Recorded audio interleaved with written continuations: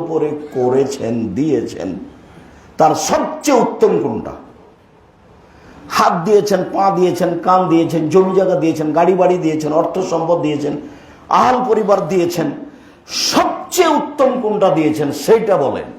এটা জিজ্ঞাসা, মনে থাকা লাগবে।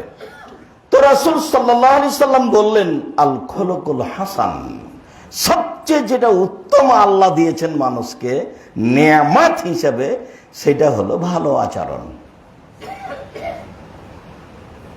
ভালো আচরণ কি জিনিস? ভালো কথা, ভালো কর্মের নাম ভালো আচরণ। ভালো আচরণ, সদাচরণ এমন একটা জিনিস যেটা হলো নেকি। ভালো আচরণ বলতে নেকি, ভালো আচরণই নেকি।